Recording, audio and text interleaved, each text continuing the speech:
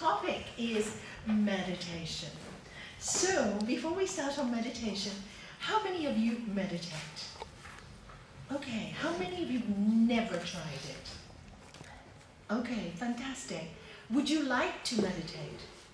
Okay, anybody, people who are meditating or people who haven't meditated, what do you think meditation is? Or how can you explain it? Anybody in the room? Remember, there's no right and no wrong answers. To me, brings stillness to the mind and the body. Okay. I'm able to connect with myself, the true self within. Okay. And through the breathing. Can you hear her? Sorry. Okay, they can't hear you. So could you speak a little loud? Oh, sit here, please.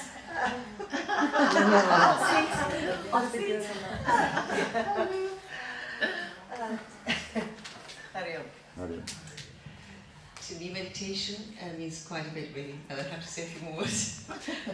It's the connection of the body, mind, and breath.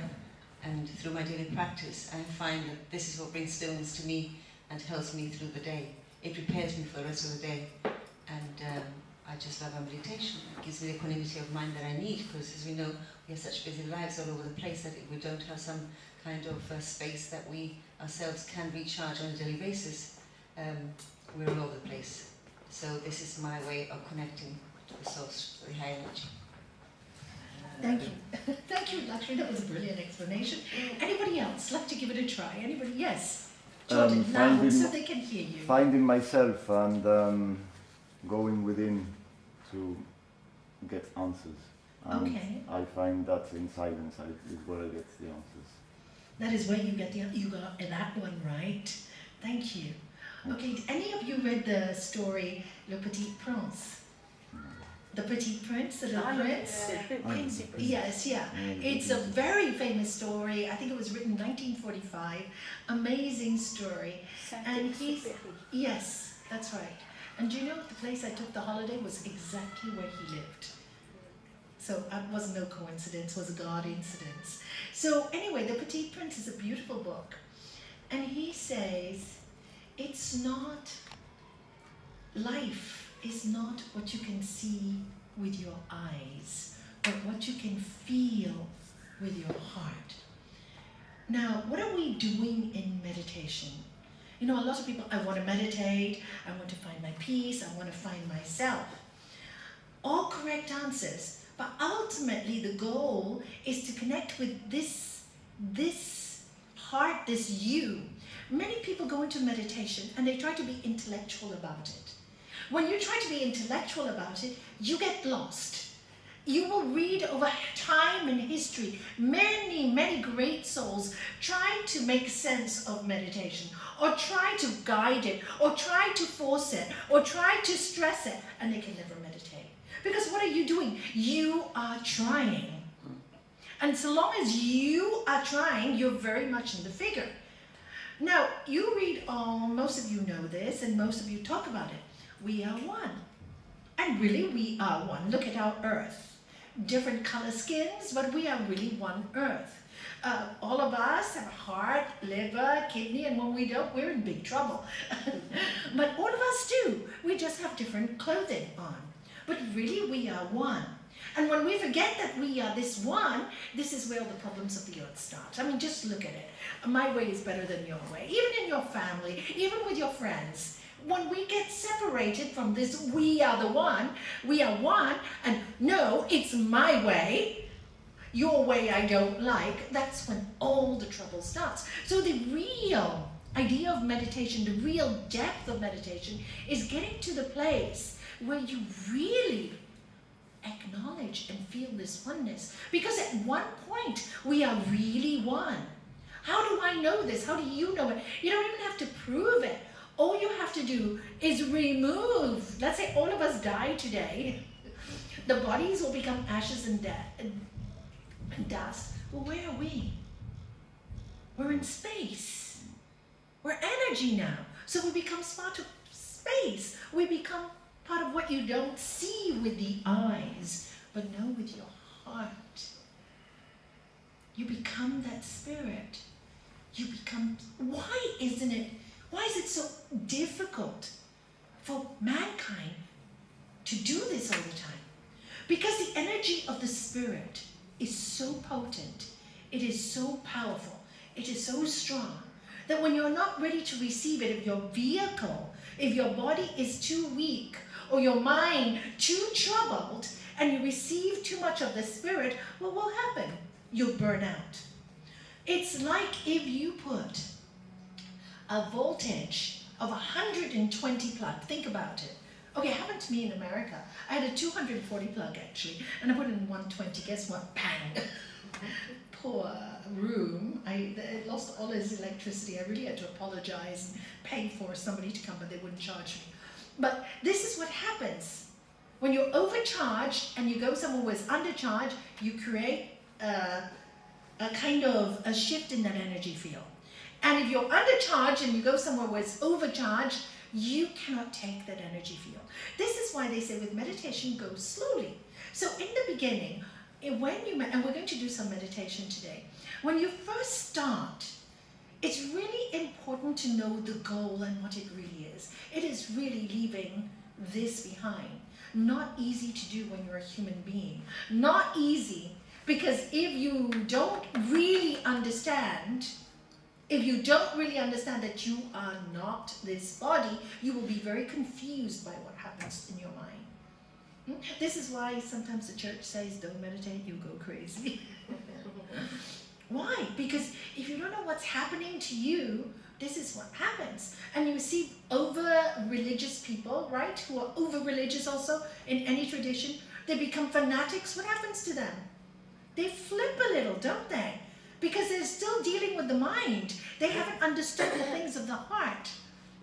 They haven't understood the energy. So they become over-religious, my way is better than your way, fanatical, and they go the other way. They topple over. I never forget, the first lesson I learned about this was, I had one time, these two people who used to work with a church. And they were ardent practitioners. In fact, they were very against yoga. Many, many years ago when I first started. Very against, and there would be all this about I was a witch, etc. Anyway, many months later, maybe 2 years later, I was very shocked. You can imagine when they walked into the room. We didn't have this. We were in the temple in those days. And they came in, and they walked in the room, and I was like, okay, they're probably going to batter me here. Dear God, give me the energy and the strength to give them love. But they didn't come for that. They had a lot of inner anger. So after the class, I had to ask them straight. So I went up to them and I said, why have you come? You hate me. And you really didn't say anything to offend me today, but why have you come? I'm very curious. Anyway, the answer was, they were so disillusioned by their church. And I said, why were you disillusioned by your church? They said, well, they gave everything. I gave everything to my church. I dedicated all my time. I gave all my love. I did this. And then a new person comes and they take over and all my students went to them and they threw us out. So I said, but if you're really in love with God or your universe or Lord Jesus, it wouldn't matter. Because you're so in love with Lord Jesus, you'll just realize maybe they need a better teacher than me.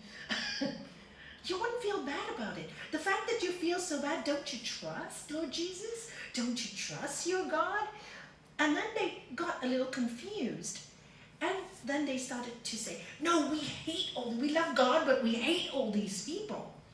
And I said, but don't you know that God and this earth is synonymous? It created it from itself. I said, you even have it in the Bible. Forget about what I'm saying. You have it in the Bible, Genesis. It says, and then the Lord God took the dust off the earth and breathed into man's nostril the breath of life. He created man out of dust. And it also says, let there be light. So before that, what were we? We were, the first existence of any energy was what? Light. It was light. So, when I tried to explain this to them, they had so much anger in their heart, but they had so much years of heavy prayer. They've been praying a lot. So what happened is they were building up this energy in their body, but they hadn't learned to love mankind. They hadn't learned to forgive. And I said, but your whole teaching is about forgiveness. So this is why before you embark on meditation, the most important thing in your life is ask yourself, am I free of all my anger and dislikes? And if you have anybody that you're angry with and dislike, it's not that it's bad or wrong, but it stops you. It stops you from growing. It stops you. Your anger stops you. Your anger stops you from sleeping. Even if somebody did 1,000 horrible things to you, it's your anger that holds on to it. You have to see that first. Otherwise, what you are doing with, you're building up your spiritual energy, but it will reinforce the anger. So learn to forgive, learn to let go. And in real meditation, this is how you start. You start, for the new ones who haven't done it, you start and you start to watch your mind. Because the first thing that happens when you sit down is you see the way your mind thinks. So when you see the way your mind thinks, for example, if your mind is always thinking, I'm not good enough, I'm not good enough. What are you denying? You're denying that you are also a child of God, like every single person. So why do you think you're not good enough? That is what's causing your life to go downhill. Because as you think, what happens? Remember that this all the time. Every time you have a thought that is moving you from peace, remember, it is your thought. There's no God punishing you. It's just the energy. Use the thought well, and you will become powerful. You will be using the divine energy. Use it to destroy, and you can destroy a lot of people, and along with it, yourself. You know that Kid Hitler meditated, don't you? I don't know if you know that. Did you know he was also a vegetarian? But he had so much hate in his heart, so much hate, that he got the energy, because power is power. Electricity is electricity, right? To harness it, you put a bulb and you get light. You want to burn yourself, put your finger in it. So is electricity good or bad? Is it good or bad? It's neither. It's there. But use it wrongly, you burn yourself. Use it correctly, you give everybody light. And that's how loving the energy is. It doesn't criticize us. In the Sri Patanjali, he talks about God. And you know what the qualities of God is? Doesn't get involved in any of it. He's omnipotent, omnipresent. In everything that exists is God. Everything is God. I'll read something to you before we start the meditation. To be able to see that is a gift. To be able to see that. And that is and it's the only way to freedom. It's the only way to peace. It's the only way out. You know, there is a story, and let me tell you this quick story about this. This man was born, he became a great saint in India. He was born to not a very wealthy family, but the family were very good people. And he wanted to be a good human being. So he went to a big city to start work.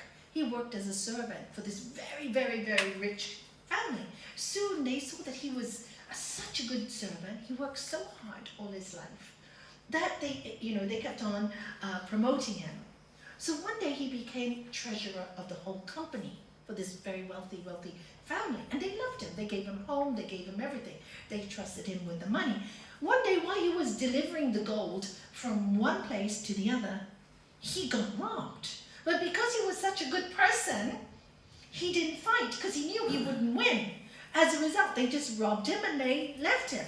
So he didn't have any scratches, no sign of anybody hitting him. He went back to his employers. And he told his employers, I'm so sorry, I got robbed today. Of course, they didn't see him hurt. They didn't believe him. So what did they say? You know what? You stole the money.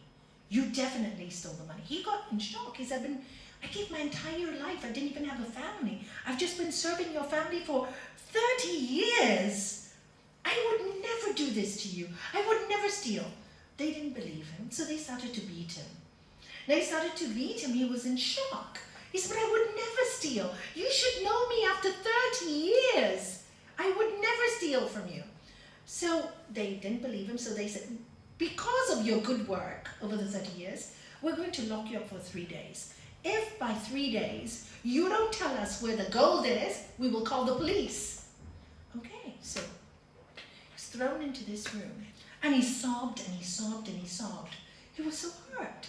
You imagine, you give somebody 30 years of your service, your life, everything. You love them. You do everything for them. And suddenly they do that to you. They don't trust you. When one thing goes wrong, they don't trust you. So you can imagine. So he said, what is the worth of this life? What is the worth of all that I have done? All my hard work, all my dedication. What is the worth? I just want to die. I want to kill myself. I don't want to live on this earth. Because everything I do has gone to nothing. It was at that moment, all his mother's old prayers when he was a child, and his father, they were quite spiritual people, all came back to his mind. And then he remembered the words, my son, in life, nothing is yours. Nothing is yours. Enjoy all, but nothing is yours. And then suddenly from the anger and the tears, there came a great sense of quiet. He was suddenly quiet. And he goes, this is the peace I'm searching for. Not the pain that attachment brought me with this family. I don't want to work anymore. I think I want to dedicate my life to this peace that I've got, just this time. How can I keep this peace? So he kept quiet, because it was the only time he could keep the peace. So he realized there was something so quiet and godly in him, but it was only by keeping quiet. So what happened was, 3 days later, they did open the door, and they felt really bad. They realized that the family discussion, and they realized that he was really a good man and they had misjudged him. So the family opened the door and said, look, we're really sorry. We thought about it. There's no way you would have done that. We look at your history over the 30 years. You're a good man. Please come and work for us again and we'll look after you. And he said, I'm not even angry with you.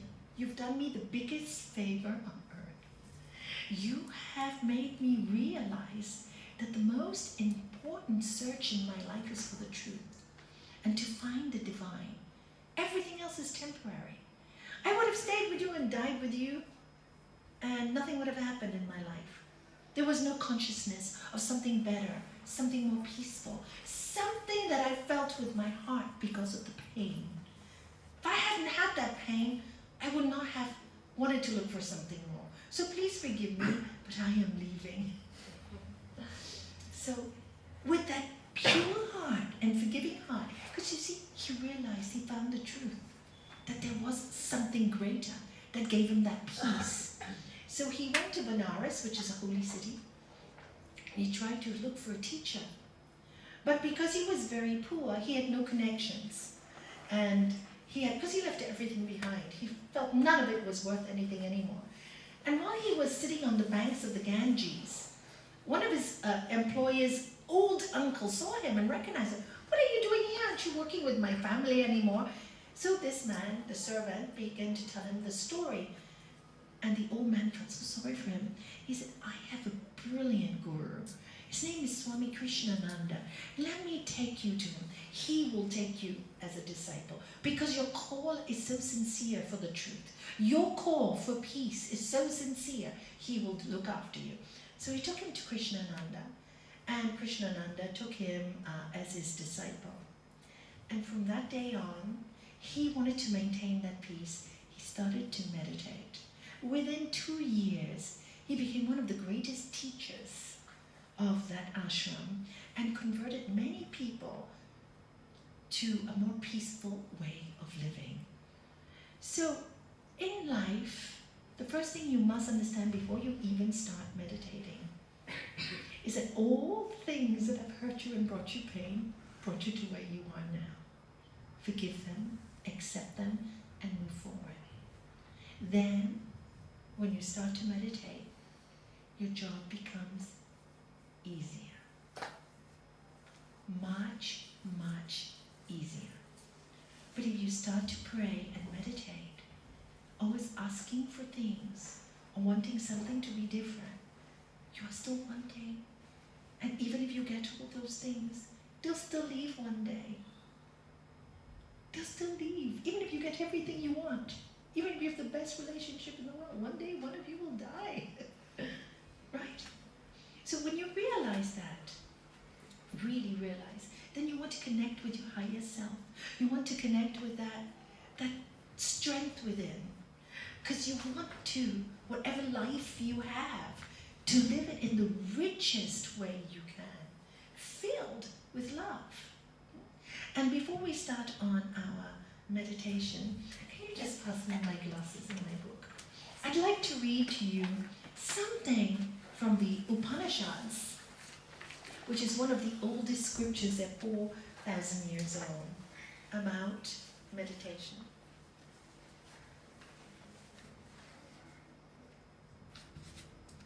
Now, this God, sorry, my glasses are always dirty. This God or this universal energy that this book speaks about is referred to your higher self. Okay? Self with a capital S. Right? It rarely uses the word God in these scriptures. It mostly uses the word the Lord of love. Okay? What the eyes cannot see, but what the heart feels.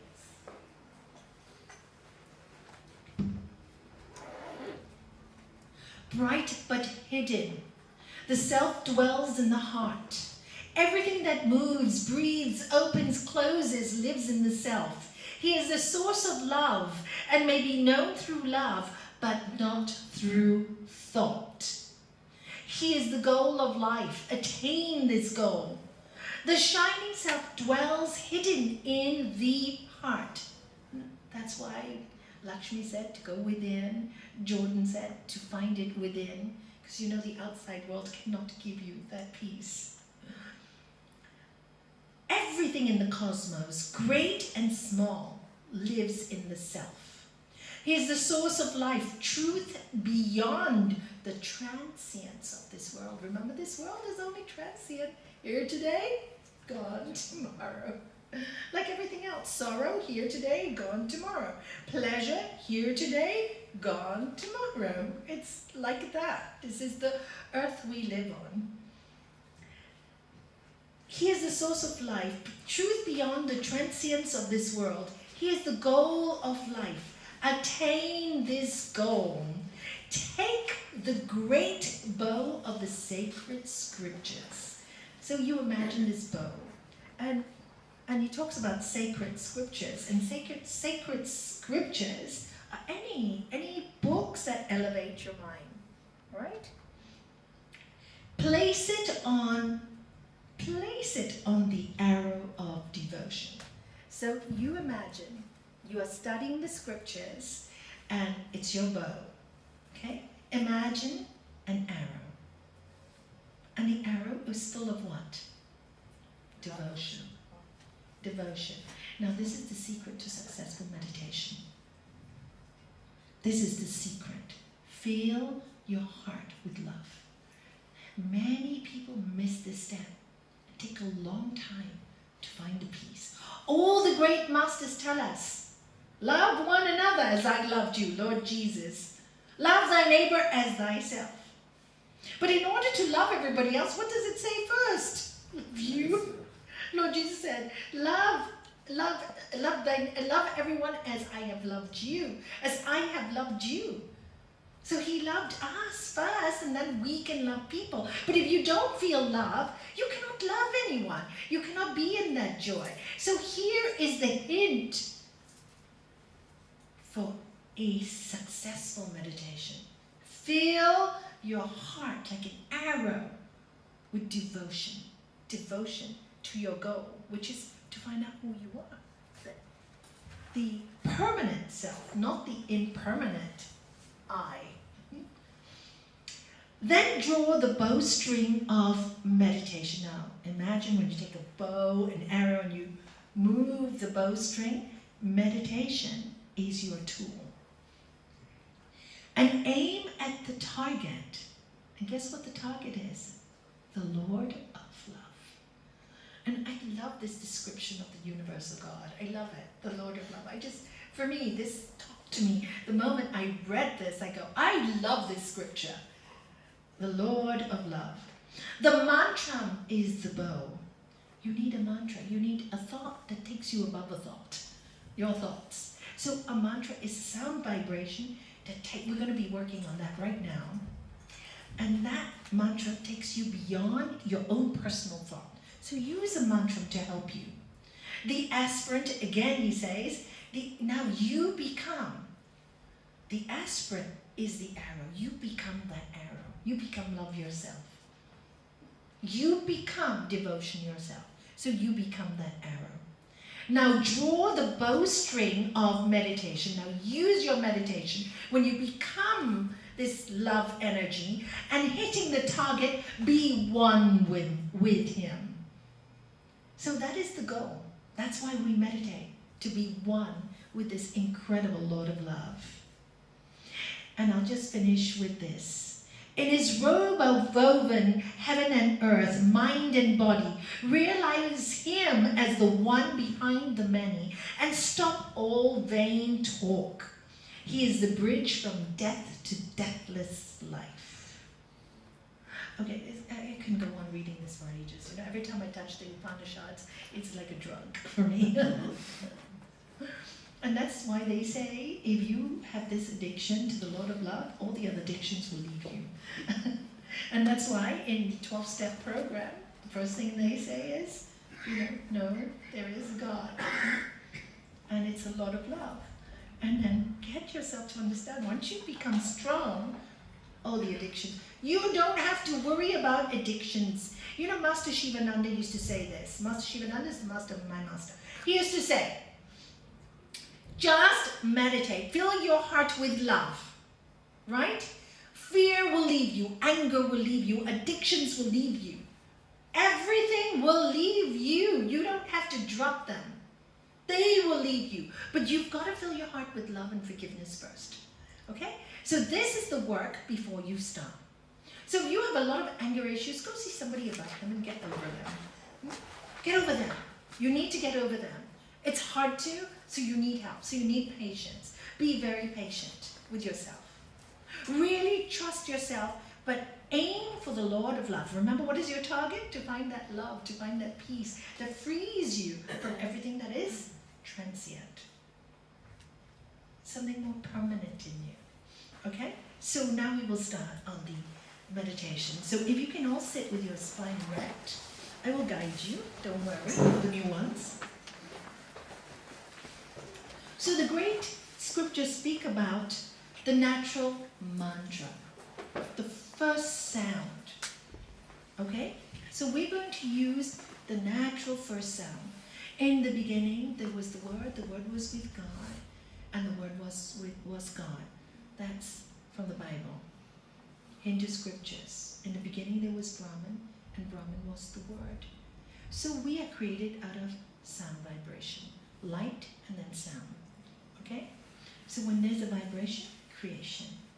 So in order to go inwards, we need to connect with that original sound.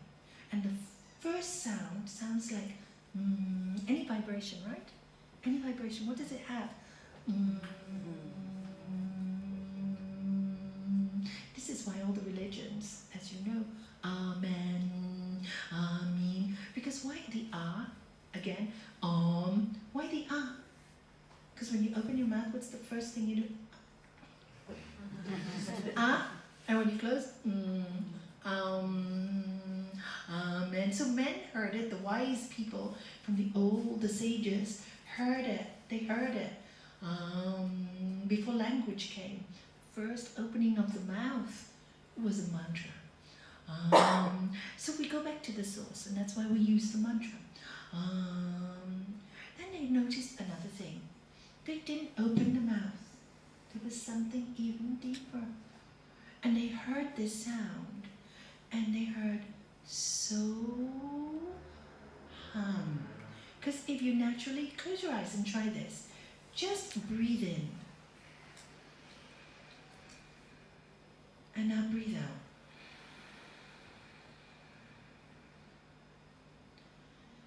And now try to breathe in and listen to the sound. So, a natural sound coming through the nostrils. And as you exhale, feel the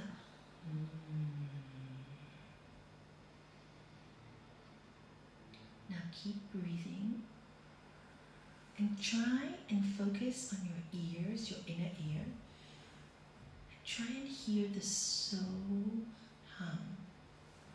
And as you inhale, focus on the so. And as you exhale, on the hum. Do this for a few minutes.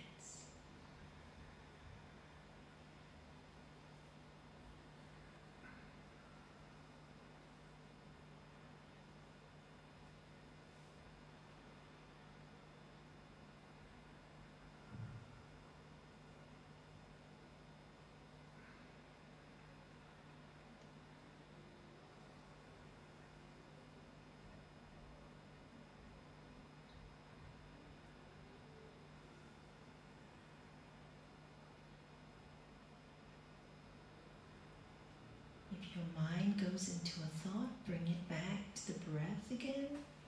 And again, listen. So.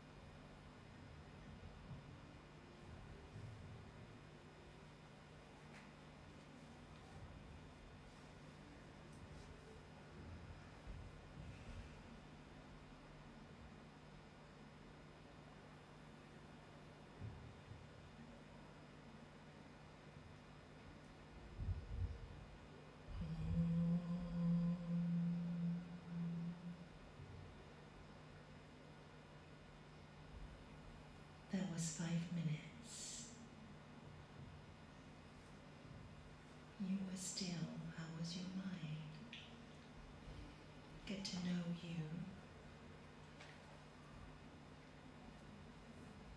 get to feel the energy, I'd like you to just turn your palms upwards on your lap. Because what is really important are the things you cannot see with your eyes, but the things you can feel and know for yourself. Now focus on the palms of your hands.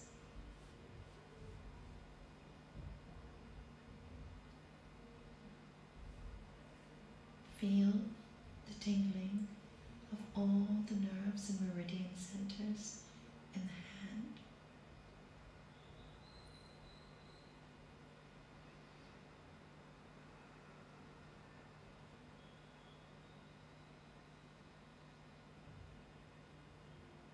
You've just energized your entire nervous system.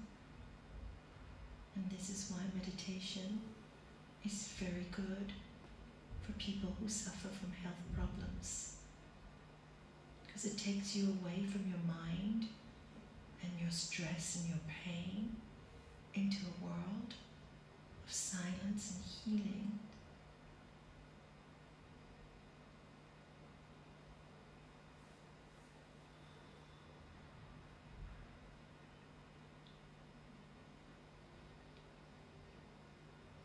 And if you focus on your listening, focus on your ears, on your listening power,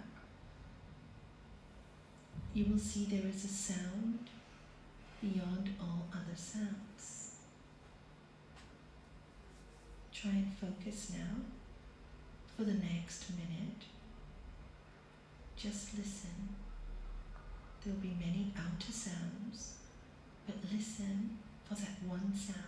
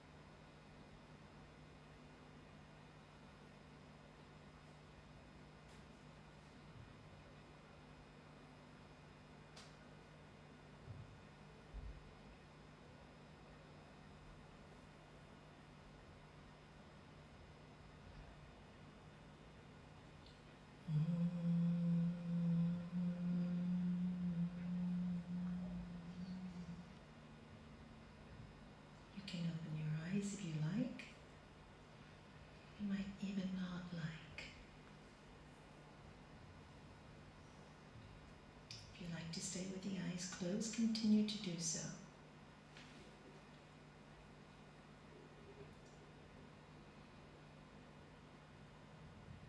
And bring back the so-hum to your breathing. Remember, focus on the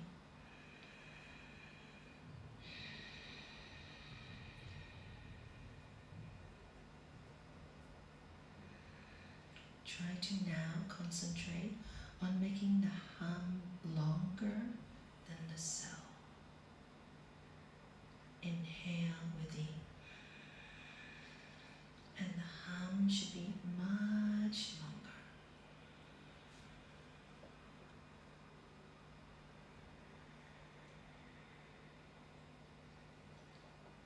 Now by following the so and the hum, making the hum longer, you are removing 7 times more toxins than you would normally remove from your body.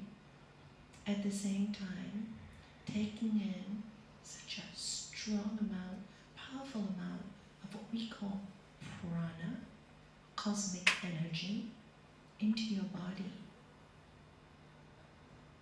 Doctors have now researched that the more oxygen you have in your body, the less space for disease.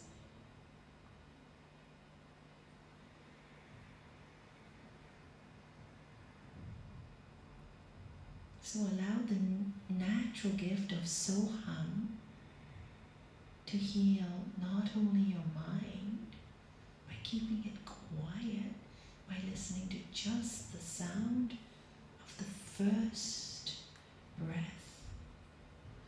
It also heals your body.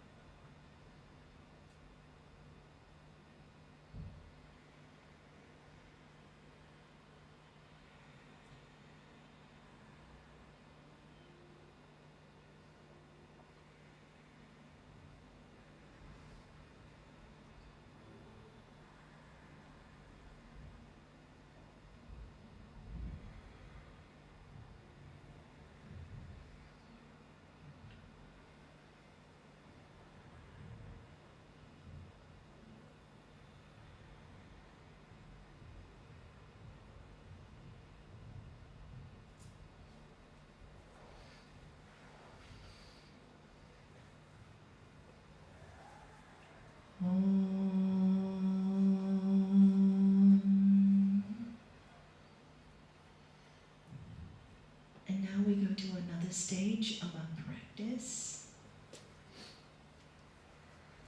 Remember the arrow of devotion? It is what we call bhakti yoga, or getting connected to the higher self, being the divine within, the light within, the highest you can be within. So this time, again, close your eyes, and we will do a visualization of light, because in the beginning it was all dark, and then there was light. So I would like you to focus on a point on the center of your forehead, which is also known as the third eye. And how you get that point is by just gently opening the eyes into like a slit and looking down at the tip of your nose. See if you can see the tip of your nose. And now try and focus on the tip of your nose.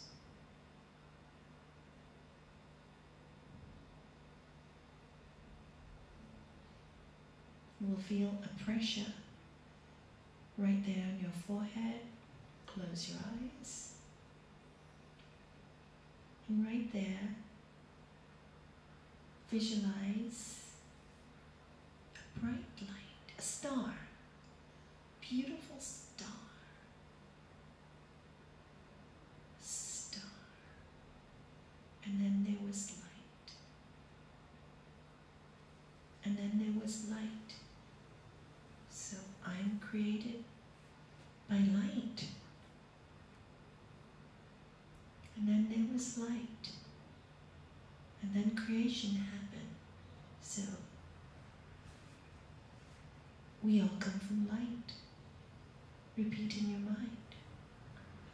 If I'm going inwards to find the truth, I am light. I am light. See that light.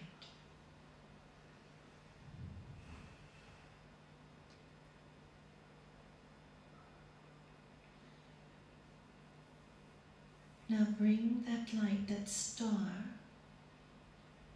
let it come down through the base behind your nostril, down to your throat area, and settle this light, this bright star, a big star, into your heart area.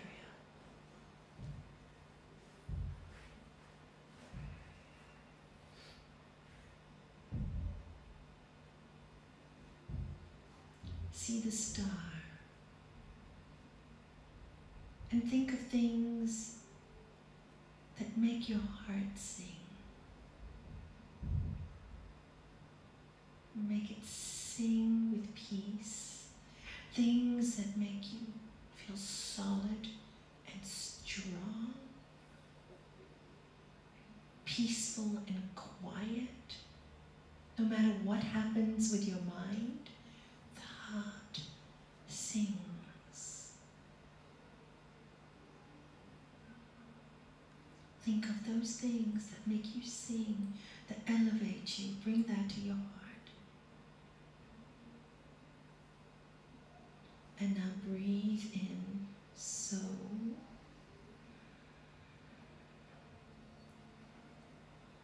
And exhale through the nostril. Hum.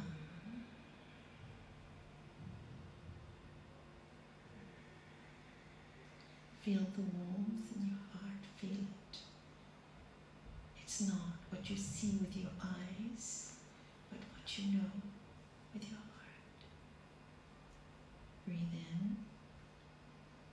So.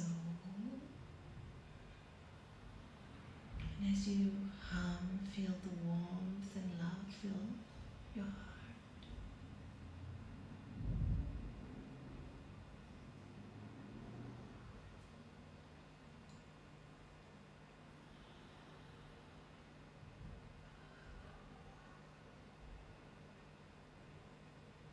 Be aware of the energy moving around your heart area. Feel it, experience it. If nothing is happening, just don't worry. Just feel that area of your heart and see a bright star there. Don't force anything. There's nothing you need to do. Just keep doing the so hum. Nothing else. Nothing else.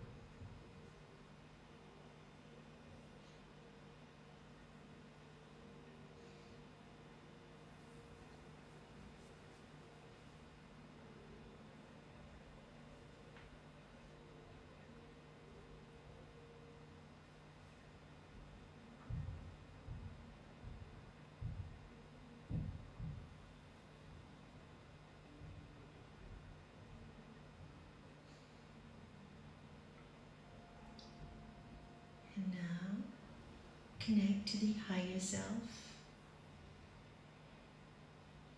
by knowing you are a soul journeying through life in your body that is a gift. As St. Paul would say, our temple.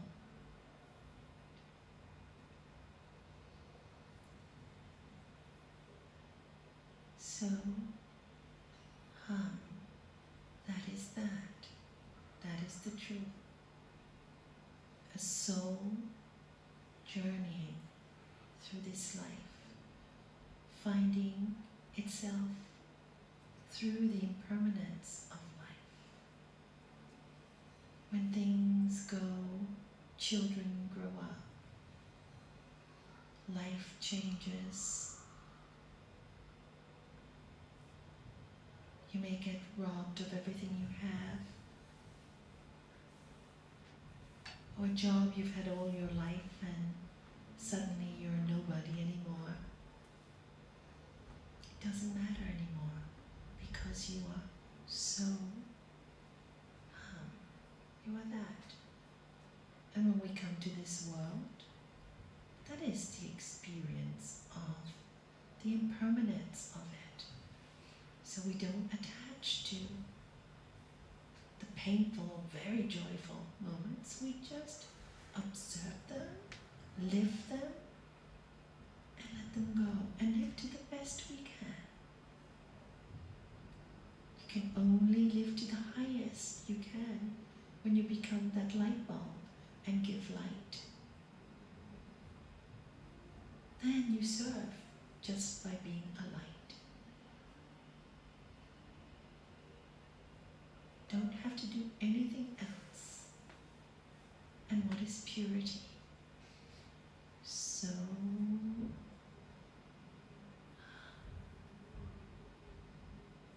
that is that. I am that. I am light. I am light. I am one with the light. We are all lights. We are one with the light. When we remember that, we don't fear the world and all its problems. We know that is the way of the world. And we gain our energy and strength from the light. And the more we connect to this light through meditation, the stronger we become in this world. And the more we connect with the light in meditation, the more we become the light and forget about our weaknesses, forget about our idiosyncrasies, but just let the light work and guide us. Just let the light guide us. It will tell us what to do. There's nothing that we can control. Nothing. The only thing we can control is to let go of the negativity and focus on the light. Bring the mind to light. Bring the mind to light. Bring the mind to light.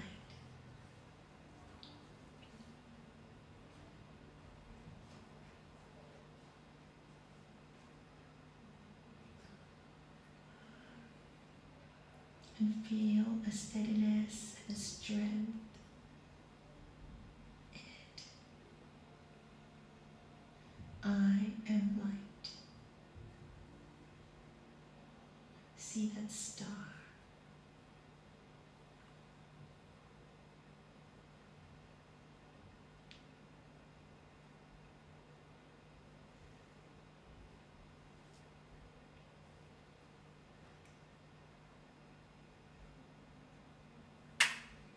When we finish with our meditation, we always finish off with a prayer for the benefit of the world.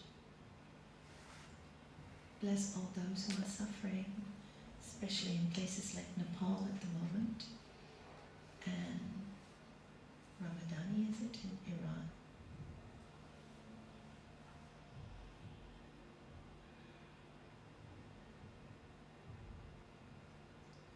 Om Savisham Swastir Bhavantu. Om Savisham Shantir Bhavantu. Om Savisham Punam Bhavatu. Om Savisham Mangalam Bhavatu. Auspiciousness be unto all. Perfect peace be unto all. Fullness be unto all. Prosperity be unto all.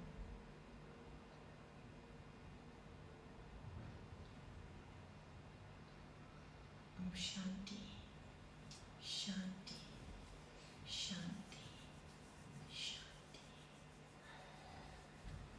Peace to all the world wars. Peace to all viruses that make us sick. Peace to all mental illnesses. Peace, peace, peace.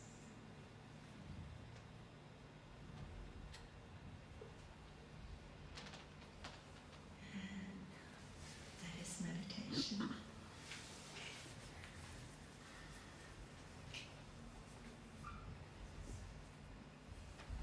I hope you felt some silence.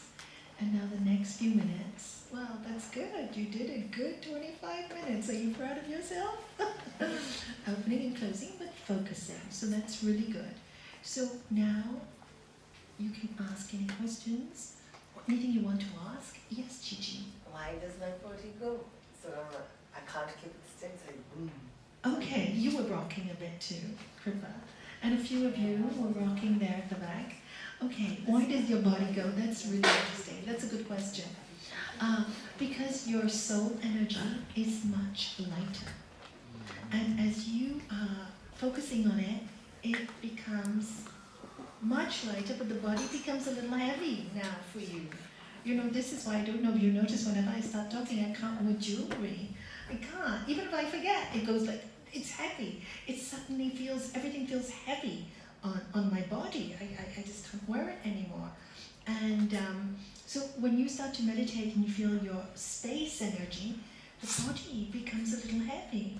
And then it rocks because it's too heavy. That's why they say this is matter, right? And your soul is not matter. It's much more light. And that's why they say when you meditate, sit on a firm ground. And that's why they say to sit in the pyramid position, because it's a pyramid position, a strong base, so when you meditate you don't fall. And they say sit on the ground. Because if you really go into deep meditation, you can. People have fallen. I've seen people fall.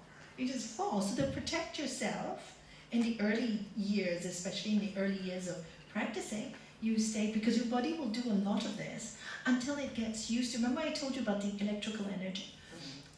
Till it gets stronger, and then it gets used to this. It gets used to the spirit expanding, and then it doesn't fall anymore. It becomes quite, you know. This is why many of the great masters, that when they went into samadhic states of pure peace, they could sit like that for hours and not feel a thing, because their body got used to it over so many years of practice.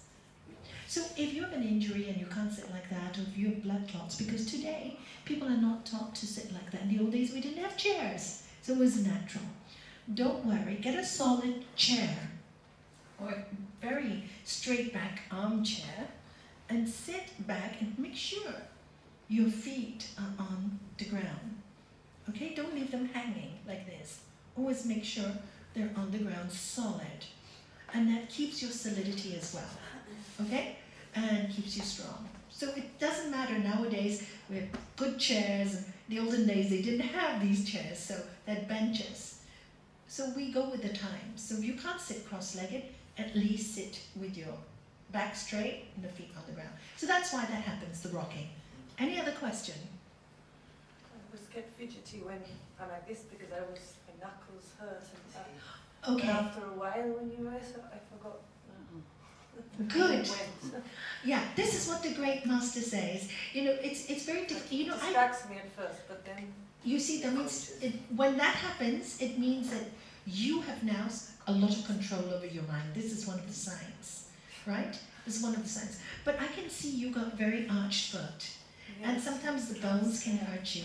My advice to you is, I used to sit like that for hours, right? But then I had 2 leg injuries. I think I just got so big-headed about sitting like that for hours. So the gods had to take that away from me. I'm really convinced about that one. Because people used to tell me, how do you sit? In the early days, I could sit like 8 hours, no problem. And now I had 2 injuries and I can't. But what I've learned to do in the last few months again is use a cushion underneath.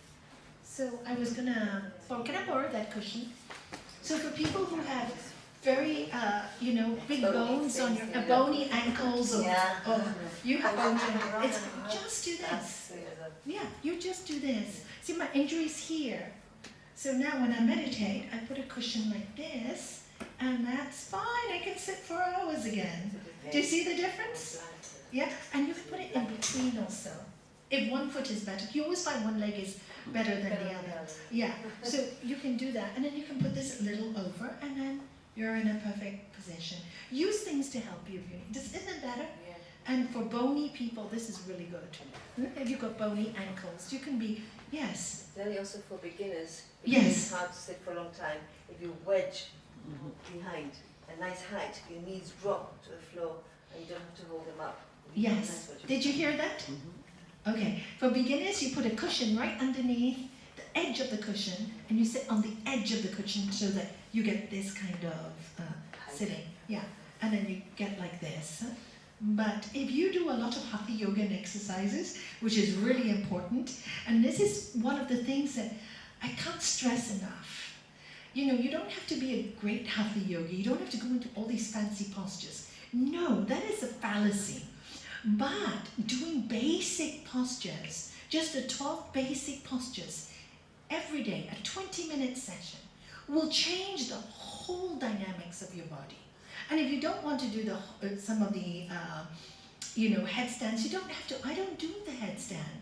And if you don't want to do the shoulder stand, you don't have to. Learn how to do Surya Namaskaram, which is the 12 postures. Do the cobra. And you can do it all sitting down. So for people, for example, who have problems with injuries or whatever, the less you move, the worse for your body. Now you need your body, it's your temple, so you have to look after it. So let's say I've got lots of injuries and I can't move. So if I try and sit and meditate, what will you feel? Pain. Pain all over. Pain in your back, pain in the lower. So look, I can do the spinal twist just by sitting on the chair. You try it. Just turn around on your chair and look back. See how that feels. And now turn back to the front. Now go to the other side, because in yoga you always do both. Inhale back, hold the breath. And exhale forward. Doesn't it feel great? It's just one twist and you feel so much better. Okay? Now, another thing I want you to do and see how much better you feel just by moving the body. Okay? All of you. Now, inhale back and exhale forward. Inhale back and exhale forward. Inhale back, and now bring the arms to the side and press the palms outwards. And now, sorry, and circle. Go home and try that, okay? Circle, circle. Now lift both arms up and stretch upwards. Just stretch upwards. Really stretch it. Feel how good just that one simple movement feels. Now gently move to your right. Okay. And stay there. Exhale back. Inhale to your left. Stay there. Exhale back. Now let go.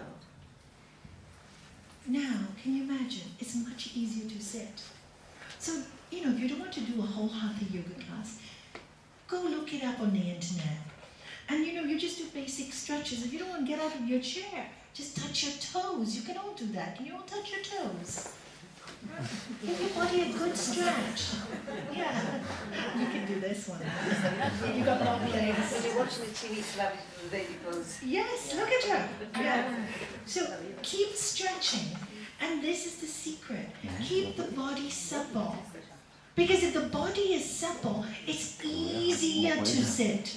It is easier to stay sitting. And you don't, thank you for coming. And you don't have to be fancy. Choose your own exercise, but just do move.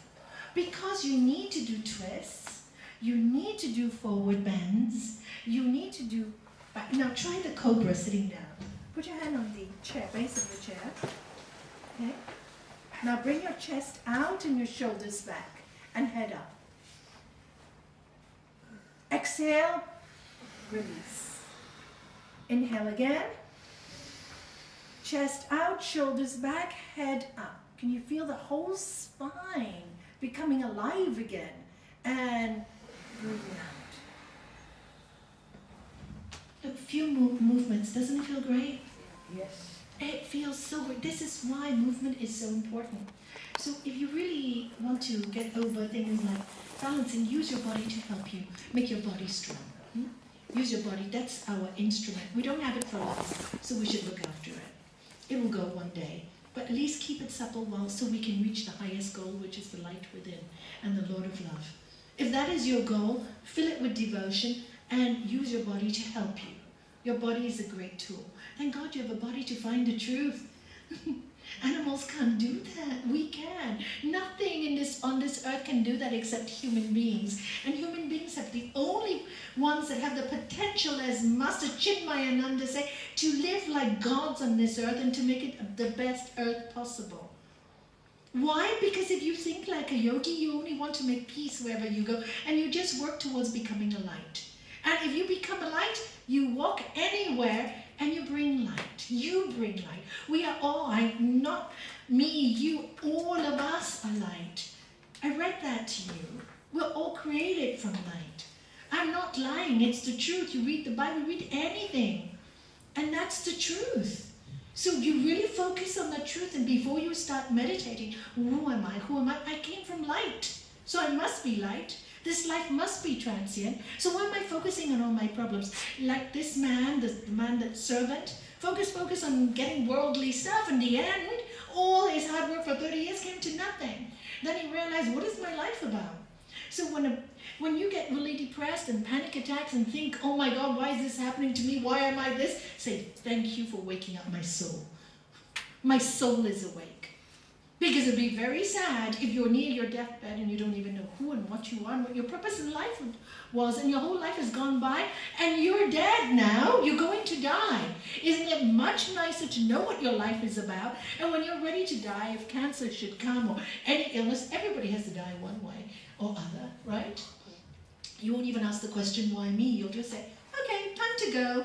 This is the reason why I have to go. This is the karma. There must be some teaching in the way I'm going. So let me enjoy even the pain. And then you see life so differently. What was hell yesterday becomes heaven today. This is what it says. When you do the meditation, when you do the practice, what you thought was right, suddenly you say, how did I think like that? Your whole world changes. In the Bhagavad Gita it says, for the one who understands the self and the light, what is day to the rest of the population is night to the master of the soul. What is night to the population is day to the master of the soul. Because that is the truth. You see everything so differently. What the heart can feel. What did I talk about? The little prince, right? It's not what your eyes can see, but what your heart can feel. You know. How do you know? People go, how do you know, Nalanie, there's an energy? How do you know when you're in love? Can you touch it? Where do you feel it? How do you know? How do I know? You could be in love. How would I know? What is one of the signs? Light. Isn't it interesting? That person's eyes will light up. There's a smile. It's light. The face will glow. That's the sign. And in the Bhagavad Gita it says, when you are close to God, all your passages, your eyes, your nose, your mouth, everything will be filled with light. Your body, in the Bible it says, your body will be filled with light. Because why? You're connecting to the light. It's common sense. You become a light bulb, full stop. And you don't have to do anything else. You don't have to try to be anything else. You don't have to try. You just have to be you. You try too hard not to be you. This is the problem. Just be you and truthfully you. Do not fear who you are. Do not worry about that. If you focus on the light, everything you need will be added on to you. Seek God and its righteousness, and everything will be added on to you. You do not need to struggle with you. Too much struggling shows a big ego, and too much worry about what people think about you. Too much attachment to rules and dogma, and oh, you have to do it this way. Who says? Does it say? Does the real scriptures tell you have to do it one way? There's no one way. Man made that up. There is no one way. There are zillions of ways as there are zillions of human beings. So trust the light in you. Even if your mind goes crazy, say, I may be crazy, but the light in me is there. And I'm going to end up in light. I want to end up in light rather than darkness. So let me go through the path of light. Choice is ours. Again, that is our freedom. That's the only freedom we have. Choose light or choose dark. If you focus on the dark, just all day complaining, you deserve it. You made it happen. There's no God that made that happen. Poor God just loves. Just energy, energy, energy. And it says vibrate at higher energy and you'll feel my love. Don't vibrate at it and you'll feel miserable. But that's your choice. I gave everything to you. I didn't force you to do anything. I gave you total freedom. You choose it. You choose it. That is the wonder of being human. Don't let life go without that experience. It will be such a waste of your life. Let life be in this divine light continuously, and your life would have been useful, fruitful, and joyful even in the pain. Life is too precious. We will die soon enough. Live in light as much as you can. And the mind gets depressed, remind yourself. Remind yourself. Remind yourself constantly, I am light. What did Lord Jesus say? I am the light of the world. He who follows me will not walk in darkness, but will know the light of life. What did Gurudev say? I am the light, he said. I am the light. Because he recognizes he's the light. But you are also the light. Why have you forgotten? Because you're too scared to believe it. But it's nothing to be scared of. It is who you are. So I am that. That's the meditation you did. And that's why you went so deep, because you are that. You focused on that, and that's why you went so quiet. So even if that was going, you were still. Did you feel the room? It was still. Even though your mind, some of your minds were going, I could hear you. But that's okay. But you were still, which shows some control, some peace. Hang on to that peace as much as possible, and the light will come to you. Seek ye God and all its righteousness, and everything else will be added on to you. Don't seek everything else first. That's where the misery comes from. That's what that story I told you in the beginning was, right? He wanted approval from his bosses, did everything to get approval from his bosses, and one thing goes wrong and he gets blamed. Do you see? That is life. Life is like this. Know it. Do not expect anything else and you will love it. So on that note, at 7:22. You know why we say 22? Because 22 is my Gurudev's number. That's his birth number. So every time I look, it is 22. Okay, time. That's it. Now you can finish now. So on that note, have a wonderful